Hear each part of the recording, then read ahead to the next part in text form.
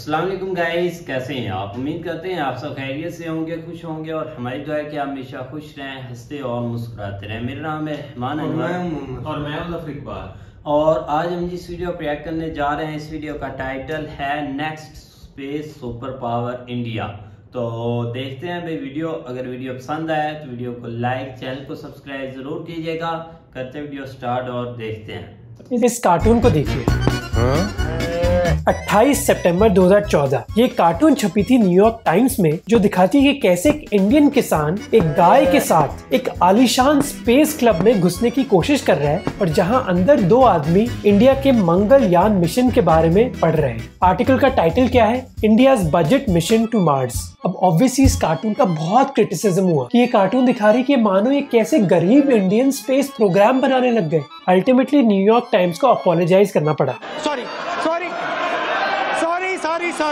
अब आते हैं करीब एक हफ्ते पहले, जुलाई 4, 2023, जब न्यूयॉर्क टाइम्स ने एक आर्टिकल पब्लिश किया इंडिया के स्पेस प्रोग्राम के बारे में, पर इस बार कहानी बहुत अलग थी।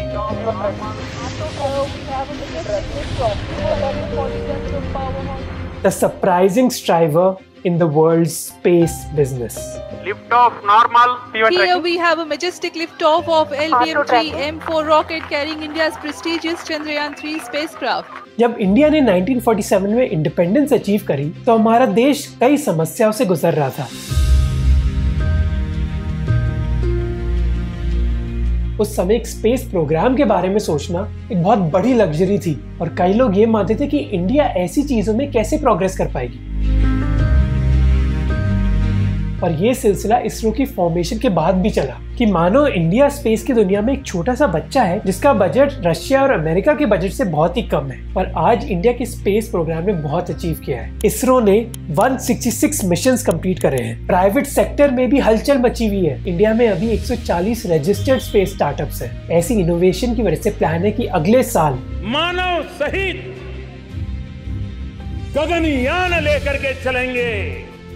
विश्व के अंदर हम चौथे देश बन जाएंगे जो मानव को अंतरिक्ष में पहुंचाने वाले बन जाएंगे। और न्यूज में आपने देखा ही होगा कि कैसे इंडिया चंद्रयान 3 लॉन्च कर रहा है। तीसरे मून मिशन को इसरो LBM-3 रॉकेट से अंतरिक्ष में भेजेगा। इस कार्टून से लेकर इस आर्टिकल की जर्नी को समझने के लिए हमें इंडिया के स्पेस एक्सप्लोरेशन के इतिहास को भी समझना होगा। इंडियन स्पेस स्टार्टअप्स की तरह हम भी अपने वीडियोस में कुछ इनोवेटिव टेक्नोलॉजी यूज करने लगे हैं, जैसे चैट जीपीटी से अपनी स्क्रिप्ट्स इंप्रूव करना, ऑडियो फाइल्स को क्लीन करना या फिर मिड जर्नी से फोटोज क्रिएट करना। चैट जीपीटी जैसे एआई टूल्स की वजह से हमारी टीम्स और इफेक्टिव हो पा रही है और आप भी ऐसे टूल्स सीख सकते हो, वो भी बिल्कुल फ्री, ग्रोथ स्कूल की मदद से। ग्रोथ स्कूल एक 3 घंटे की पेड वर्कशॉप करने जा रहा है जिसको होस्ट करेंगे मेरे दोस्त वैभव। अब वैसे तो ये वर्कशॉप पेड है, पर 1000 सोच व्यूअर्स के लिए ये वर्कशॉप बिल्कुल फ्री है। हाँ, फ्री। इस वर्कशॉप को मैंने खुद देखा, जहाँ एआई प्रॉम्प्टिंग की टेक्निक्स की नुआंसेस को मैंने खुद सीखा। ऐसे टूल से आप अपने कई मैनुअल टास्क को ऑटोमेट कर पाओगे, जिससे आपका टाइम बचेगा। इस वर्कशॉप में आपको अप्लाइड चीजें सिखाई जाती है, जैसे एआई को यूज करके कैसे आप जॉब्स ढूंढ सकते हो, कैसे वीडियोस और एड्स बना सकते हो और बड़े बड़े बिजनेसेस की कौन सी टास्क को ऑटोमेट कर सकते हो। तो चाहे आप वर्किंग प्रोफेशनल हो, फ्रीलांसर हो या फिर क्रिएटर हो, आप इस वर्कशॉप से सीख सकते हो कि चैट जीपीटी और एआई को आप कैसे ला सकते हो आपकी प्रोफेशनल लाइफ में। अगर मेरी बात नहीं तो इनकी बात मान लो, जो मेरे वीडियोस देखते हैं और जिन्होंने ये वर्कशॉप फ्री में अटेंड भी करी। तो इस फ्री ऑफर का फायदा उठाओ, डिस्क्रिप्शन में लिंक है। साल है 1962। आर अरवामुदन, जो मुंबई में डिपार्टमेंट ऑफ एटॉमिक एनर्जी में एक जूनियर इंजीनियर थे, वो अपने कोलीग से बात कर रहे थे कैंटीन में। उनके कोलीग ने उनको बताया कि उन्होंने एक साइंटिस्ट डॉक्टर विक्रम साराभाई के बारे में सुना है, जो साउथ केरला में एक रॉकेट लॉन्च का पैड सेटअप कर रहे हैं और वो वॉलंटियर्स की तलाश में है। वो दोनों इस मिशन के बारे में बहुत अनश्योर थे। उन्होंने पूछा कि हमें वॉलंटियर करना भी चाहिए क्या? बहुत अजीब सा साउंड कर रहा है और हम उन पर दोष नहीं डाल सकते, क्योंकि एक्चुअली इंडियन स्पेस प्रोग्राम की शुरुआत ऐसी ही थी। ये स्टार्ट हुआ 1962 में, जब Indian prime minister Jawaharlal Nehru ने फिजिसिस्ट विक्रम साराभाई को Indian national committee for space research lead करने के लिए बोला। पर कुछ ऑर्गेनाइजेशन थी नहीं उस समय। आर अरवमुद्दीन कहते हैं कि वो लोग जो लॉन्च पैड बना रहे थे उनको बिना किसी ढंग के रिक्रूटमेंट प्रोसेस के रिक्रूट करा, कोई जॉब इंटरव्यू तक भी नहीं था। वो कहते हैं कि जो पहले रिक्रूट थे इंडिया के स्पेस प्रोग्राम में वो मेरी तरह यंग एक्साइटेड लोग थे। सोच रहा था कुछ ऐसे यंग साइंटिस्ट हायर करूं जिनमें काम करने का जज्बा हो, जुनून हो, जो कुछ नया करना चाहता। अब इंडिया का कोई ट्रेनिंग प्रोग्राम भी नहीं था, तो इन सभी लोगों को नासा भेजा गया ट्रेनिंग के लिए। विक्रम साराभाई ने एक्चुअली कोलैबोरेशन करी थी नासा के साथ, जिससे इंडिया अपना स्पेस प्रोग्राम बना सके। उस अरेंजमेंट के तहत नासा ने इंडिया को एक रॉकेट भी सप्लाई किया। तो नासा ने इस कनेक्शन और डॉक्टर साराभाई द्वारा किए गए कोलैबोरेशन के जरिए साउंडिंग रॉकेट भेजा। अब एक रॉकेट के एक लॉन्चिंग स्टेशन बनाना भी इतना आसान नहीं था। पहला स्टेप था कि डॉक्टर विक्रम साराभाई को एक ढंग की साइट चुननी होगी, और उन्होंने ये जगह चुनी लॉन्चिंग स्टेशन के लिए, जो एक छोटा सा चर्च था केरला में एक छोटे से मछुआरों के गांव के पास, जिस गांव का नाम था थुम्बा। विक्रम साराभाई ने देखा कि ये जगह अर्थ के मैग्नेटिक इक्वेटर पर है, जिसका मतलब था कि ये बहुत अच्छी जगह है अर्थ की कॉस्मिक रेस पर रिसर्च करने के लिए। इसके बाद डॉक्टर साराभाई और उनकी टीम, जिसमें इंक्लूडेड थे इंडिया के president doctor APJ Abdul Kalam, इस साइट को देखने के गए और उन्होंने उस चर्च के प्रीस्ट से बात करी ताकि उनको चर्च की जमीन मिल जाए और वो एक लॉन्च स्टेशन बना सके उधर। अब सारी प्रेपरेशन चल रही थी रॉकेट लॉन्च करने के लिए, वही रॉकेट जो इंडिया को नासा ने दिया था। पर एक प्रॉब्लम थी, डॉक्टर साराभाई की टीम को उस रॉकेट को लॉन्च साइट तक लेके जाना पड़ेगा। अब उस छोटे से गांव में टीम के पास इतनी रिसोर्सेज नहीं थी कि उनके पास कई गाड़ियां या ट्रक्स हो, तो उन्होंने किया क्या, जुगाड़ टेक्नोलॉजी। तो जब नासा से ये नाइके अपाची रॉकेट आया तो इसे कंटेनर से बाहर निकाला गया और फिर बैलगाड़ी पर लादकर असेंबली बे से लॉन्च पैड तक लाया गया। इसके लिए जिस पेलोड की हमें जरूरत थी वो भी ज्यादा बड़ा नहीं था, तो हमने साइकिल का इस्तेमाल किया और फाइनली 21 नवंबर 1963 को ये रॉकेट लॉन्च किया गया। इस तरह भारत का स्पेस प्रोग्राम शुरू हो चुका है। इस तरह और ये इंडिया की स्पेस जर्नी की शुरुआत थी। करीब 6 साल बाद INCOSPAR की जिम्मेदारी बढ़ाई गई और उसको रीब्रांड करके इसरो बनाया गया, जिसके बाद इसरो ने कई माइलस्टोन्स हिट करे। 1975 में इंडिया ने अपनी पहली सैटेलाइट आर्यभट्ट एक सोवियत यूनियन के रॉकेट से लॉन्च करी। 5 साल बाद इंडिया ने अपनी सैटेलाइट अपने ही लॉन्च व्हीकल में लॉन्च करी और दुनिया में इंडिया बस छठा देश बन गया जिसने अपनी सैटेलाइट अपनी व्हीकल में लॉन्च करी। इवेंचुअली इंडिया पहला देश बन गया जो अपने पहले ट्राई में मार्स के ऑर्बिट तक पहुंच गया। India became the first in the world to successfully reach Mars's orbit on its first attempt. कई रिकॉर्ड्स भी सेट करे हमने। It's a boost for India's space program. At the tip of this rocket, there are 104 satellites. It's the biggest number ever carried by a single launch. पर इन सब चीजों के बावजूद जब आप ग्लोबल स्केल पर देखोगे ना, तो इंडिया का कंट्रीब्यूशन अभी भी बहुत कम है। जैसे इस ग्राफ को देखिए जो दिखाता है कि 2022 में हर देश ने कितने ऑब्जेक्ट्स भेजे हैं स्पेस में, जहाँ यूएस ने करीब 5,500, रशिया और चाइना ने करीब 731, इंडिया 7th प्लेस में है 127 ऑब्जेक्ट के साथ। 2020 में स्पेस इकोनॉमी में इंडिया का कंट्रीब्यूशन बस 2% है। अब इसरो की इतनी अचीवमेंट्स के बाद भी हमारा कंट्रीब्यूशन इतना कम क्यों है? आंसर बहुत ही सिंपल है, प्राइवेट सेक्टर इन्वॉल्वमेंट।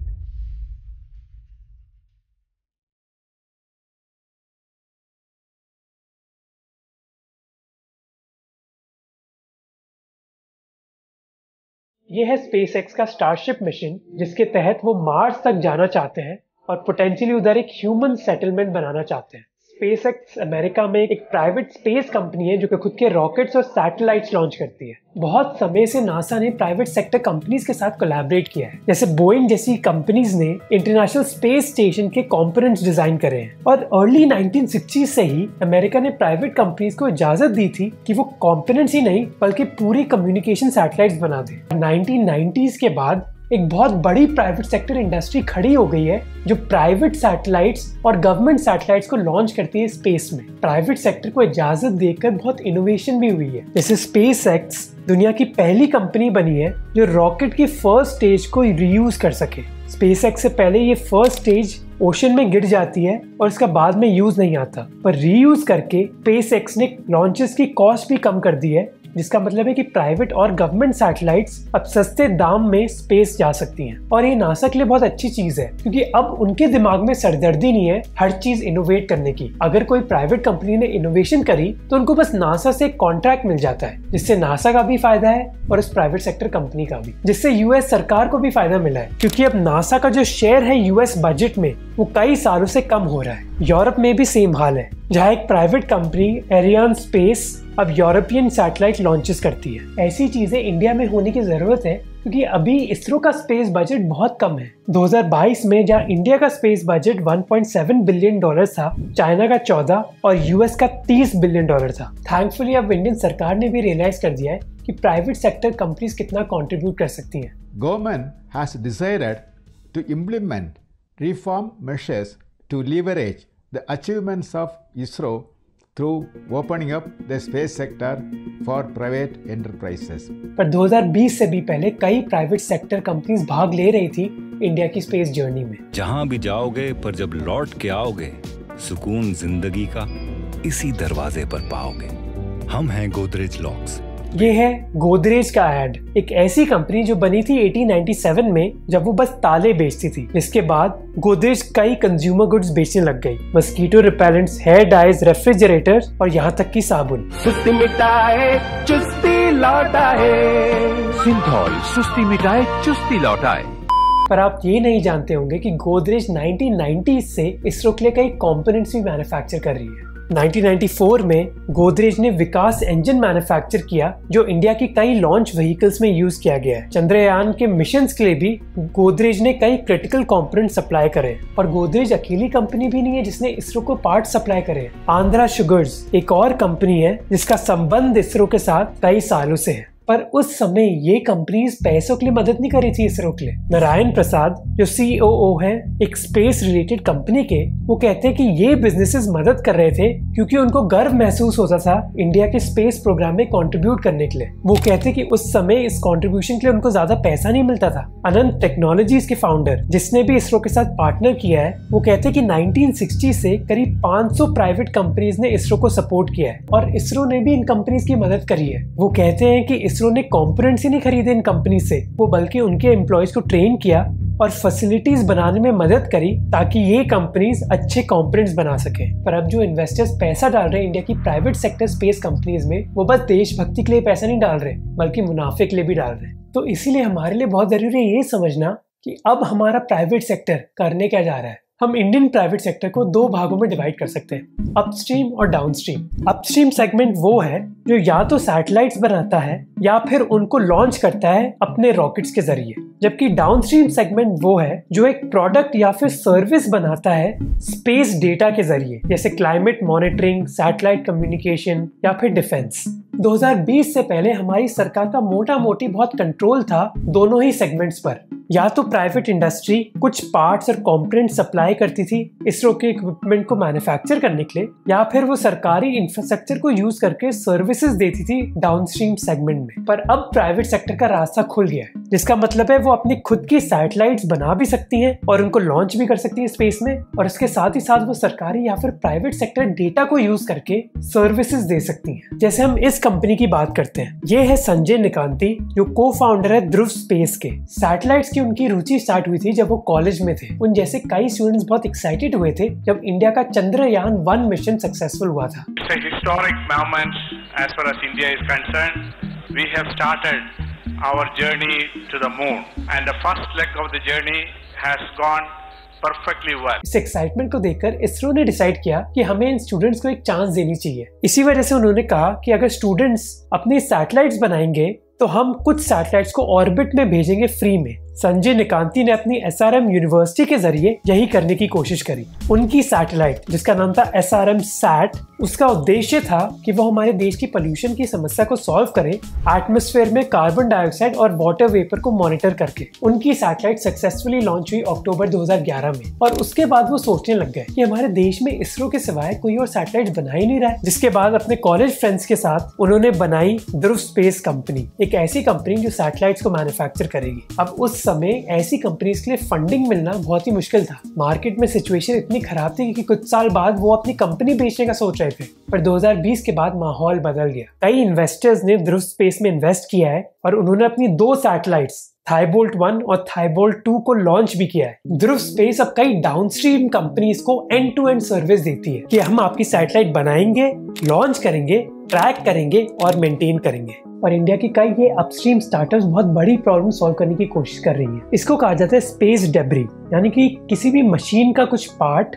जो ह्यूमंस ने स्पेस में छोड़ दिया है। कई बार ये खराब हुई हुई सैटेलाइट्स हो सकती हैं या फिर उनके पार्ट्स हो सकते हैं। अब जहाँ कुछ पार्ट्स धरती पर गिर जाते हैं, दूसरे पार्ट्स अर्थ के अराउंड हजारों साल तक ऑर्बिट कर सकते हैं, जो एक थ्रेट है दूसरी सैटेलाइट्स को, क्योंकि इन पार्ट्स की स्पीड इतनी ज्यादा होती है कि करंट सैटेलाइट्स इन पार्ट्स से डैमेज ही नहीं बल्कि पूरी तरह खराब हो सकती है। 2021 में एक चाइनीज सैटेलाइट टूट गई थी जब एक डेब्री के छोटे से पीस से वो कोलाइड हो गई। इसी चीज को सॉल्व करने की कोशिश करी है एक बैंगलोर की एरोस्पेस कंपनी दिगंतरा। अब स्पेस एजेंसीज इस डेब्री को मॉनिटर जरूर करती हैं धरती से, पर ऐसे कई छोटे से पीसेस हैं जिनको ट्रैक करना बहुत मुश्किल है। इन पीसेस का साइज 1 सेंटीमीटर से भी कम है और उनकी संख्या करीब 13 करोड़ है। दिगंतरा 40 सैटेलाइट्स को लॉन्च करके इन छोटे से पीसेस को ही ट्रैक करना चाहती है। आप अंदाजा लगा सकते हो कि ऐसी चीजें मैन्युफैक्चर करना इतना आसान नहीं है और इस चीज के लिए बहुत फंडिंग भी चाहिए होती है। इसी वजह से इंडिया में करीब 66% कंपनीज अपस्ट्रीम सेगमेंट में नहीं बल्कि डाउनस्ट्रीम सेगमेंट में काम कर रही है। जैसे बिट्स पिलानी ग्रेजुएट्स की स्टार्टअप पिक्सल।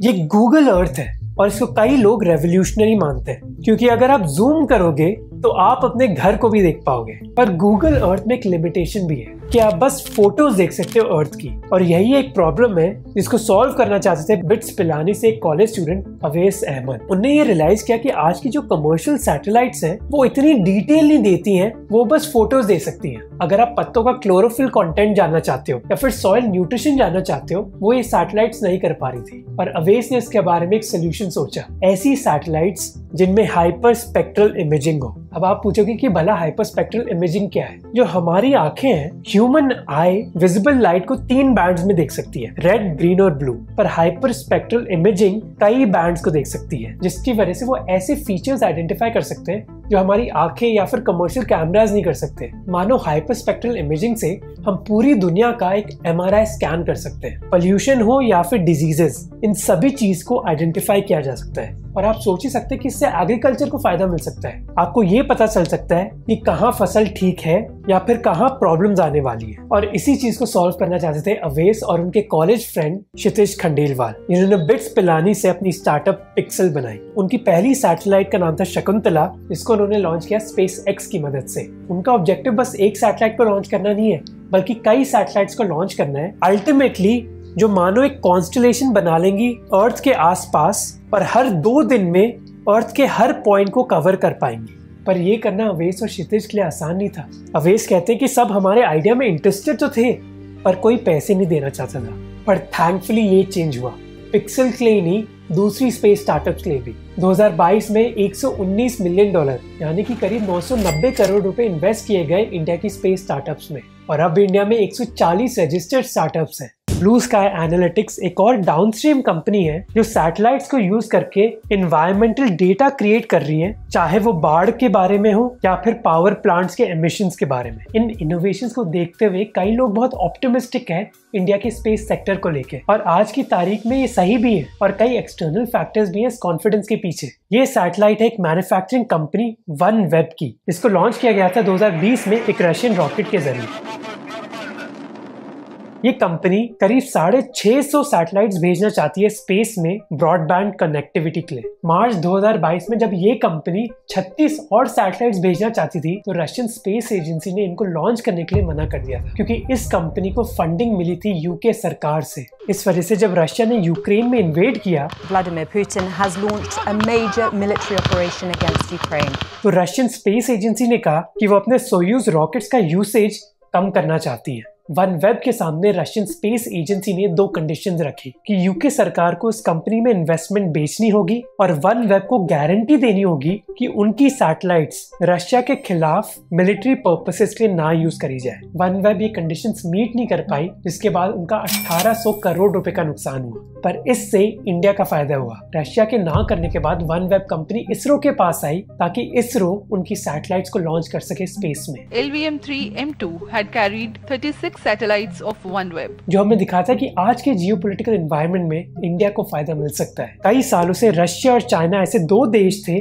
जो लो कॉस्ट में लॉन्च सर्विसेज प्रोवाइड कर रही थी कई सैटेलाइट कंपनीज को। पर ब्रायन वीडिन जो एक डायरेक्टर है स्पेस फाउंडेशन के, वो कहते हैं कि यूक्रेन वॉर के बाद रशियंस का परसेप्शन बहुत चेंज हो गया है और कई वेस्टर्न कंपनीज चाइनीज एजेंसीज को भी नहीं यूज करना चाहती, जिसका फायदा इंडिया को मिलेगा। यूएस सरकार किसी भी अमेरिकन कंपनी को इजाजत दे देगी अपनी सैटेलाइट इंडिया से लॉन्च करवाने के लिए और ना कि चाइना से, स्पेशली अगर उस सैटेलाइट में कोई मिलिट्री रिलेटेड टेक्नोलॉजी होगी। ये इसलिए है क्योंकि कई समय से इसरो प्राइवेट सेक्टर कंपनीज के साथ कोलैबोरेट कर रही है। करीब 40 साल से पब्लिक प्राइवेट सेक्टर पार्टनरशिप्स हुई हैं, जिससे 400 से ज्यादा प्राइवेट कंपनी स्टार्ट हुई हैं बेंगलुरु, हैदराबाद और पुणे जैसे शहरों से। और 40 सालों से ये कंपनी स्पेशलाइज पार्ट्स बना रही है इसरो के लिए। ऐसी कोलैबोरेटिव अप्रोच की वजह से ही अब इंडिया का स्पेस इकोसिस्टम बहुत ग्रो कर सकता है, जिसकी वजह से हमें अब न्यूयॉर्क टाइम्स के ऐसे आर्टिकल्स देखने को मिल रहे हैं। पर इसका मतलब ये नहीं है कि इंडियन कंपनीज कोई चैलेंज फेस नहीं करेंगी। एक बहुत बड़ा चैलेंज है SpaceX।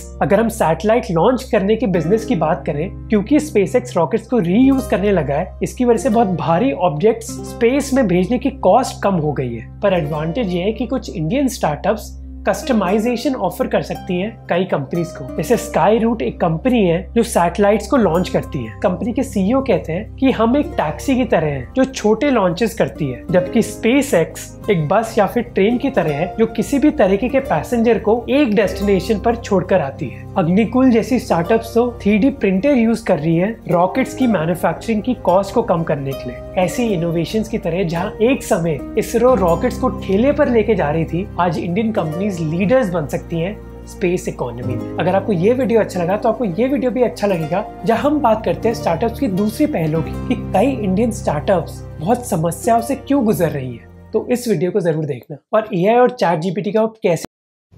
हाँ जी गाइस, तो जैसा आपने देखा भाई ने बहुत अच्छा एक्सप्लेन किया, लेकिन जो एक वो उन्होंने कार्टून बनाया हुआ था ना कि स्पेस वालों ने या जो उन्होंने चीज दिखाया है, लेकिन ये देख ले कि इन चीज़ों को कैसे बदला गया या क्या चीज़ें कहेगी। आज वही एक भाई देख ले न्यूयॉर्क टाइम है कि उस वक्त किस तरह का उन्होंने बनाया था और आज वो कैसे चीज़ें पेश कर रहे हैं, क्योंकि ये भाई इसके पीछे एक मेहनत है कि जो एक चीज़ ऐसे बदली गई है, हर चीज़ ऐसे बदली है कि लोग भी अब बोलेंगे कि भाई इंडिया इंडिया होगा। भाई पूरी दुनिया में ये लॉन्चिंग भाई सबसे खतरनाक होने वाली है। देख लेना कि भाई बहुत इंटरेस्टिंग चीज़ें होंगी, लेकिन उससे हटकर भाई अगर देखा जाए तो चंद्रयान से हटकर भाई ने बहुत ज़्यादा हिस्ट्री बताई है कि इसके पीछे कितनी ज़्यादा मेहनत है। कि जब भाई आपने देख ले कि विक्रम साराभाई ने भाई जाकर चीज़ें सीखी, फिर आकर यहाँ पर इम्प्लीमेंट किया उनके ऊपर, तो काफ़ी ज़्यादा भाई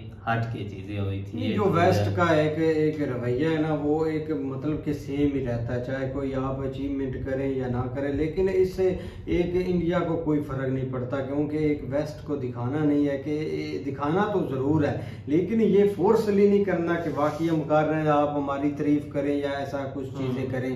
लेकिन वेस्ट हर दफ़ा यही सोचता है, क्योंकि उनका भी वही अभी तक माइंड सेट है वो ब्रिटिश वाला, या हमने मतलब कि उधर एक हुकूमत की थी, हमारा इतना एक मतलब के रोब था उधर। लेकिन अब वो चीज़ें चेंज हो चुकी है, अब हर चीज़ चेंज हो चुकी है। अब तो यूके का भाई प्राइम मिनिस्टर भी एक इंडियन ही है, ये भी उनको देना चाहिए।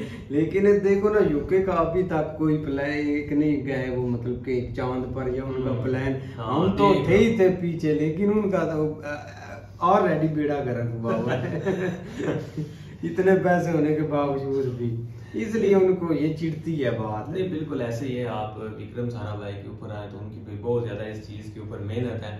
और देख लो कि एक टाइम जो है ना वो मतलब साइकिल और जो है ना वो बैलगाड़ी के ऊपर रख के लेके गए। APJ अब्दुल कलाम का भी भाई बहुत ज्यादा इसमें हाथ है, जिस तरह आप ये कह लें कि इसमें उनकी बहुत ज्यादा वर्किंग है। बाकी एक तो ये हिस्ट्री थी, आगे भी जो आगे अचीवमेंट है एक्सपोर्ट लेवल की या मतलब एक सुपर पावर बनने की इस चीज में, वो एक बहुत इंपॉर्टेंट है। आप देख लो कि जिस तरह प्राइवेट सेक्टर जो है ना वो इस चीज के ऊपर काफी वर्किंग कर रहा है। अब चंद्रयान 3 लॉन्च होने का फायदा ये कम से कम होगा कि आम लोगों को जो है ना इस चीज की वैल्यू का पता चल जाएगा। आप देख लो कि कल से जिस तरह हम देख रहे हैं कि दिन धड़ाधड़ जो है ना ऐसी वीडियो आ रही है जिसमें बहुत ज्यादा इंफॉर्मेशन है स्पेस रेलेवेंट, ठीक है। और इसमें जिस तरह आप प्राइवेट सेक्टर का जो है ना वो एक किरदार है वो आने वाले वक्त में बहुत ज्यादा हो जाएगा, जिसके ऊपर एक इंडियन गवर्नमेंट ने एक स्टेप लिया। नहीं, वो अब कंपनीज आगे आएंगी ना इंडिया में, जो भी छोटे मोटे उन्होंने काम बनाए हैं। स्पेस एक्स वालों ने भी कमाल किया कि जो ये रीयूज वाला सीन उन्होंने किया ना वो भी कमाल का है। वो एक थोड़ी सी अचीवमेंट नहीं है, लेकिन बहरहाल इस चीज के ऊपर कम से कम जो है ना वो एक मेहनत हो तो रही है ना, और एक टाइम जो है ना वो आपको भी नजर आएगा कि बहुत सारी चीजें हो रही हैं। कोई चीज इम्पॉसिबल नहीं, अगर आप करेंगे ना हर चीज एक हो जाती है अगर कोशिश करते रहेंगे। तो वही मिसाल भाई इसरो की है, एक कहाँ से मतलब के स्टार्ट किया, और एक मतलब के एक टॉयलेट में हर चीज रखते थे, टॉयलेट को खाली करना उधर हर चीज ये चीज अच्छी लेकिन आज एक हो गई भाई। स्टूडेंट जो थे ना भाई वो अपने यूनिवर्सिटी लाइफ में ये चीजें जब उन्होंने भाई देखी ना कि पहला जो मिशन हुआ था, तो उसके बाद देख लें कि उन्होंने अपने बनाने स्टार्ट कर दिए, इंडियन स्टूडेंट हैं, तो ये चीज़ें काफ़ी भाई हट के हुई हैं। तो ये अच्छा लगा कि उन्होंने भाई अपने स्पेस एक्स बना लिए हैं, खुद ही चीज़ें हो रही हैं, और आप उनको भाई पैसे भी दिए जा रहे हैं कि आप काम अपना आगे बढ़ाएं, क्योंकि इस चीज़ की वैल्यू का पता चल गया ना। जब वैल्यू पता चल जाती तो तब चीज़ें भाई होती हैं। ये चीज़ बिल्कुल जो है ना वो बहुत ज़्यादा जो है ना इंफॉर्मेटिव वीडियो थी, बहुत कुछ सीखने को मिला। तो उम्मीद करते हैं आपको वीडियो पसंद आएगी। अगर पसंद आए तो वीडियो को लाइक, चैनल को सब्सक्राइब जरूर कीजिएगा। मिलते हैं नेक्स्ट वीडियो के साथ, तब तक के लिए अल्लाह।